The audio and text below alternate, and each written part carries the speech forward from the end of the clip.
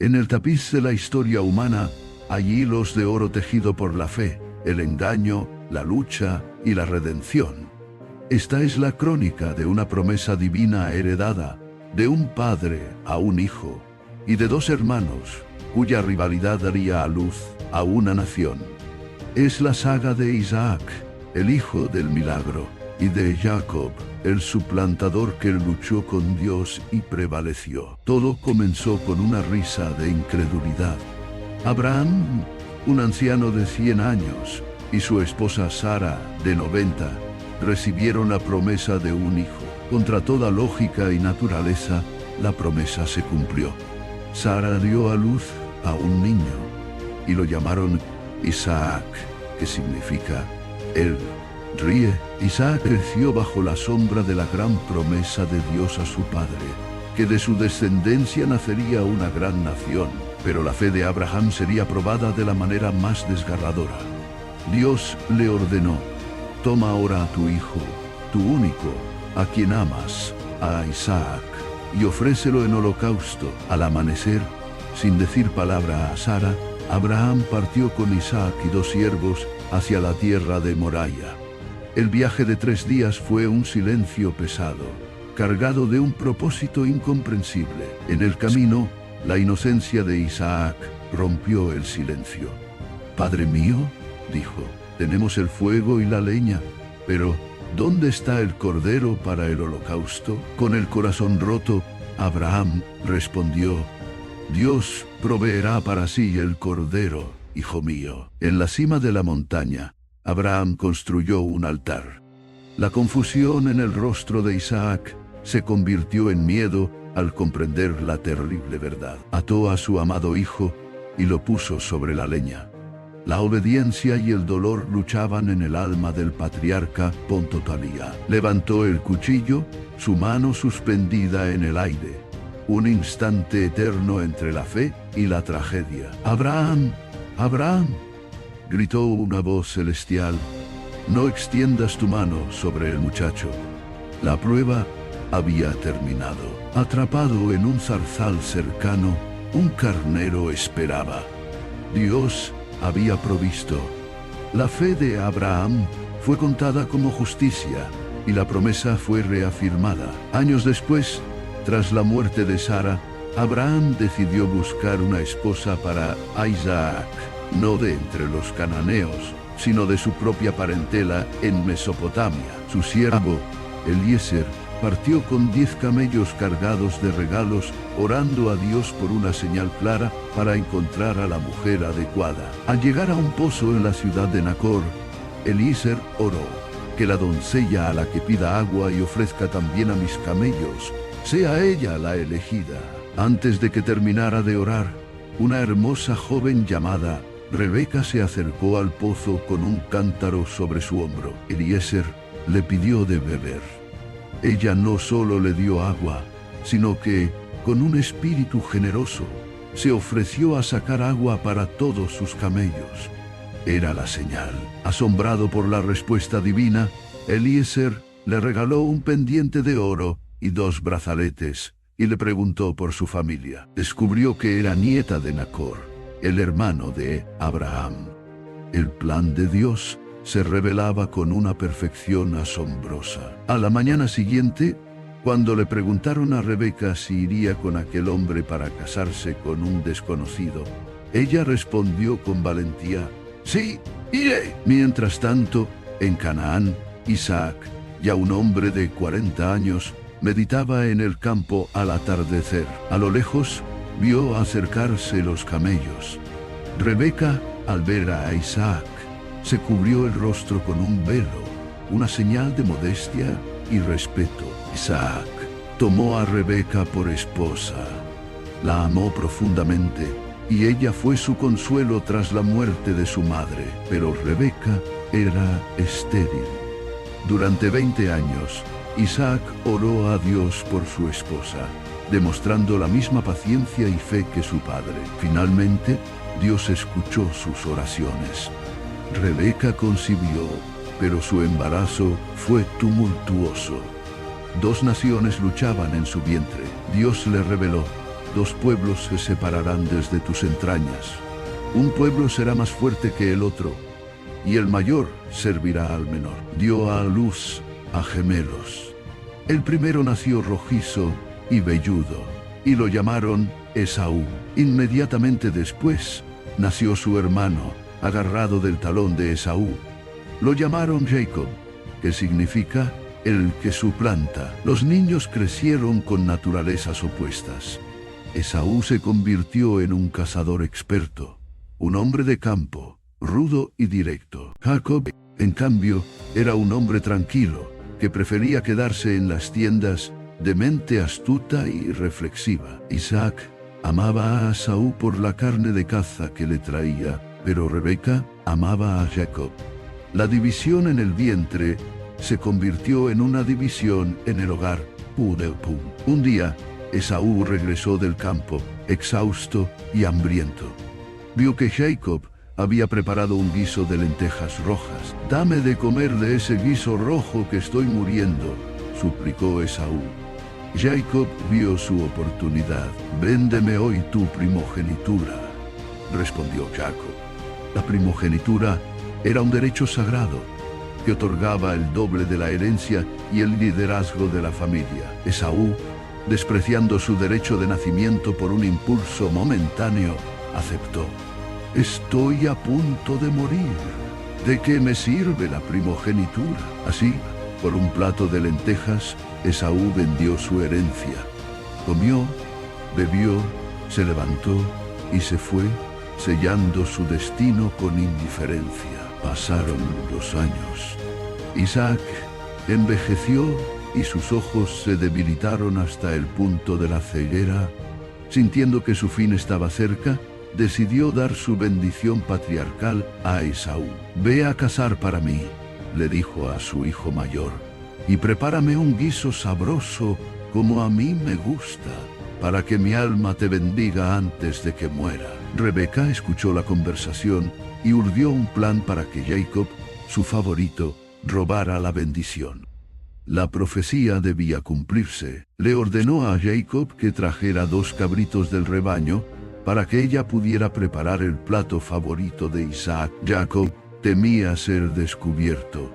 «Mi hermano es velludo y yo lampiño. Mi padre me palpará y traeré sobre mí una maldición, no una bendición. Que tu maldición caiga sobre mí, hijo mío», replicó Rebeca. Con determinación, cubrió los brazos y el cuello de Jacob con las pieles de los cabritos. Vistió a Jacob con la mejor ropa de Esaú y le entregó el guiso. El engaño estaba listo. Jacob se acercó a su padre ciego. «¿Quién eres, hijo mío?», preguntó Isaac. «Soy Esaú, tu primogénito», mintió Jacob. Isaac dudó. La voz es la voz de Jacob, pero las manos son las manos de Esaú. Engañado por el tacto y el olor de la ropa, Isaac comió y luego le pidió que se acercara para bendecirlo. Isaac pronunció la poderosa bendición de la primogenitura sobre Jacob, otorgándole el rocío del cielo, la grosura de la tierra y el dominio sobre sus hermanos. Apenas Jacob había salido, llegó Esaú con su casa, listo para recibir la bendición que ya no le pertenecía. Cuando Isaac se dio cuenta del engaño, un temblor violento se apoderó de él.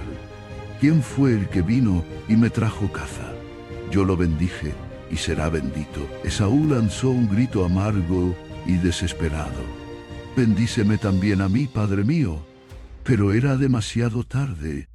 La bendición principal ya había sido dada. Esaú guardó un odio mortal hacia su hermano y planeó matarlo tan pronto como su padre muriera. Rebeca, enterada del plan, instó a Jacob a huir a la tierra de su hermano Labán, en Harán, hasta que la ira de Esaú se calmara. Así, el suplantador se convirtió en un fugitivo. Jacob partió solo, con nada más que un bastón, hacia un futuro incierto. Una noche, agotado, Jacob usó una piedra como almohada y se durmió. En su sueño, tuvo una visión que cambiaría su vida. Vio una escalera que se apoyaba en la tierra y cuya cima tocaba el cielo. Ángeles de Dios subían y bajaban por ella. En lo alto estaba el Señor, quien se identificó como el Dios de Abraham y de Isaac. Le repitió a Jacob la misma promesa del pacto. «No te dejaré hasta que haya hecho lo que te he dicho», prometió Dios. Jacob, el fugitivo, no estaba solo. Al despertar, Jacob estaba lleno de temor y asombro. «Ciertamente el Señor está en este lugar, y yo no lo sabía». Llamó al lugar Betel, casa de Dios. Jacob hizo un voto. Si Dios lo protegía y lo traía de vuelta en paz, el Señor sería su Dios, y de todo lo que le diera, le devolvería el diezmo. Con renovada esperanza, Jacob continuó su viaje y finalmente llegó a Harán. Cerca de un pozo vio a unos pastores y les preguntó por su tío Labán. Le dijeron que conocían a Labán y que su hija Raquel venía en ese momento con las ovejas. Cuando Jacob vio a su prima Raquel, una hermosa pastora, su corazón se conmovió. Con una fuerza repentina, movió la pesada piedra de la boca del pozo y dio de beber al rebaño de Raquel. Luego, besó a Raquel y, abrumado por la emoción de haber encontrado a su familia, lloró en voz alta. Labán, el hermano de Rebeca, recibió a Jacob con los brazos abiertos, pero pronto reveló su naturaleza astuta, similar a la del propio Jacob. Jacob se enamoró perdidamente de Raquel y se ofreció a trabajar 7 años para Labán a cambio de su mano. Labán aceptó, pero tenía una hija mayor, Lea, cuyos ojos eran tiernos, pero que carecía de la belleza de Raquel. Los 7 años le parecieron a Jacob como unos pocos días por el amor que le tenía a Raquel. Pero en la noche de bodas, Labán engañó a Jacob. Aprovechando la oscuridad y la costumbre del velo, le entregó a Lea en lugar de a Raquel. A la mañana siguiente, Jacob descubrió el engaño. El suplantador había sido suplantado. Labán se justificó. «No es nuestra costumbre dar a la menor antes que a la mayor». Le ofreció a Raquel una semana después, a cambio de otros 7 años de trabajo. Jacob aceptó, atrapado por su amor. Ahora tenía 2 esposas, 2 hermanas, en un hogar destinado a la rivalidad y el dolor. Dios vio que Lea era menospreciada y le abrió el vientre, mientras que Raquel permanecía estéril. Lea le dio a Jacob 4 hijos: Rubén, Simeón, Leví y Judá. Cada nombre una plegaria por el afecto de su esposo. Raquel, desesperada por la envidia, le dio a Jacob su sierva Bilha, para tener hijos a través de ella. Bilha dio a luz a Dan y Neftalí. Lea, viendo que había dejado de concebir, respondió dándole a su sierva Zilpa, quien dio a luz a Gad y a Aser. La rivalidad se había convertido en una batalla por la descendencia. Lea volvió a concebir, dando a luz a Isacar, Zabulón y una hija, Dina. Finalmente, Dios se acordó de Raquel y le concedió un hijo. Lo llamó José, que significa que Dios añada. Después del nacimiento de José, Jacob decidió que era hora de volver a su tierra. Le pidió a Labán que lo dejara ir. Labán, que había prosperado gracias a Jacob, se resistió. Acordaron un nuevo salario.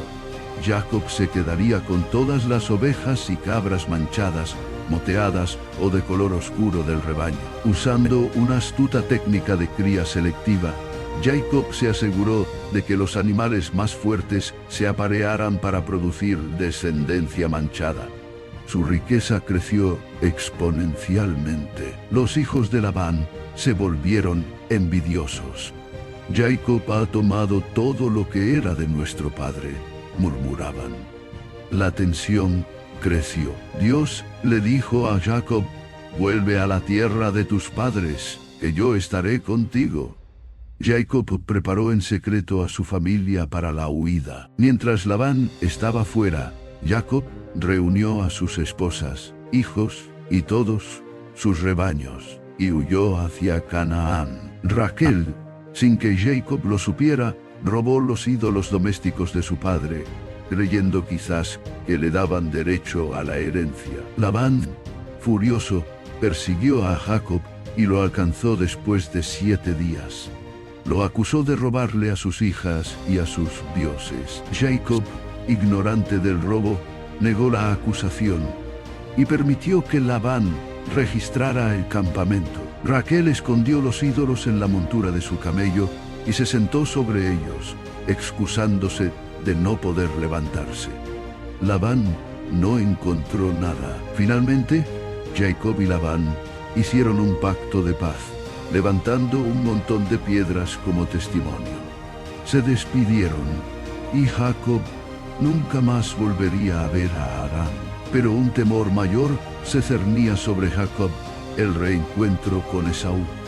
20 años de silencio no habían borrado la memoria del odio de su hermano. Envió mensajeros a Esaú, quienes regresaron con noticias aterradoras. Tu hermano viene a tu encuentro, y 400 hombres con él. Lleno de pánico, Jacob dividió su campamento en 2, esperando que al menos uno pudiera escapar.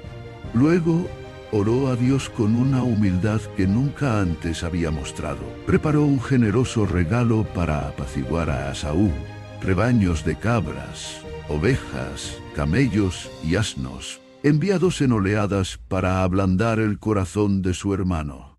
Esa noche hizo que su familia cruzara el vado de Jaboc y se quedó solo en la oscuridad. En la víspera de su mayor prueba, de la nada, un hombre apareció y luchó con él hasta el amanecer. No era una lucha de carne, sino de espíritu. Al ver que no podía vencerlo, el hombre tocó la cadera de Jacob y la dislocó. Pero Jacob no lo soltó. Déjame ir, que ya amanece, dijo el hombre. No te dejaré ir si no me bendices, respondió Jacob, cojeando pero resuelto. El hombre le preguntó su nombre. Jacob respondió. Ya no te llamarás Jacob, dijo el ser, sino Israel, porque has luchado con Dios y con los hombres, y has vencido. Y lo bendijo allí. Jacob, ahora Israel, cojearía por el resto de su vida, una marca física de su encuentro espiritual. Había visto a Dios cara a cara. Al levantar la vista, vio a Esaú y sus 400 hombres acercándose. Con el corazón en la mano, Israel se adelantó y se postró 7 veces en tierra. Pero Esaú, en lugar de atacar, corrió a su encuentro. Lo abrazó, se echó sobre su cuello y lo besó. Y ambos lloraron. La gracia había triunfado sobre la venganza. La reconciliación, que Jacob tanto temía, se logró no por sus regalos, sino por un cambio de corazón. Israel se estableció en la tierra de Canaán. Pero la paz no duraría. Su única hija, Dina, fue deshonrada por Siquem, el príncipe de la región. Los hijos de Jacob, Simeón y Leví, ardieron en ira. Fingiendo un pacto de paz, engañaron a los hombres de Siquem y los masacraron a todos en un acto de venganza brutal. Jacob se horrorizó por la violencia de sus hijos, que lo puso en peligro ante todos los cananeos. La familia, una vez más, estaba marcada por el engaño y la sangre. Dios le ordenó a Jacob que volviera a Betel, el lugar de la escalera, para renovar su pacto y purificar a su familia. En el camino a Efrata, Raquel, el gran amor de Jacob, se puso de parto con su segundo hijo. El parto fue extremadamente difícil. Dio a luz a un niño, pero le costó la vida. Con su último aliento, lo llamó Benoni, hijo de mi tristeza, pero Jacob lo llamó Benjamín, hijo de mi mano derecha. Jacob erigió un pilar sobre la tumba de Raquel, un monumento a su amor y su dolor. El hijo favorito José y el nuevo bebé Benjamín se convirtieron en el centro de su afecto. Finalmente, Jacob llegó a Hebrón, donde vivía su anciano padre, Isaac. Los dos hermanos, Israel y Esaú, se reunieron una vez más para el funeral de su padre. El favoritismo de Israel por José, el hijo de Raquel, creció, provocando una envidia amarga entre sus hermanos. Le hizo una túnica de muchos colores. Los sueños de José, en los que su familia se inclinaba ante él, alimentaron aún más el odio de sus hermanos. Un día, cuando lo vieron acercarse en el campo, conspiraron contra él. «Aquí viene el soñador», dijeron con desprecio.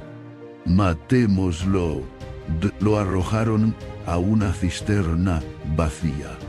Luego, a sugerencia de Judá, lo vendieron como esclavo a una caravana de ismaelitas que se dirigía a Egipto. Para ocultar su crimen, mancharon la túnica de José con la sangre de un cabrito y se la llevaron a su padre. Jacob, al ver la túnica, creyó que una fiera había devorado a su amado hijo.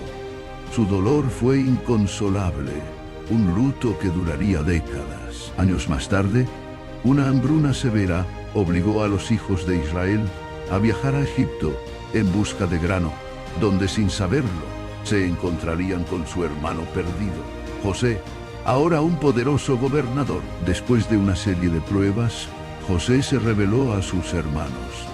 El sueño se había cumplido. El perdón, no la venganza, guió sus acciones. Israel, ahora un hombre muy anciano, viajó a Egipto y se reunió con el hijo que creía muerto.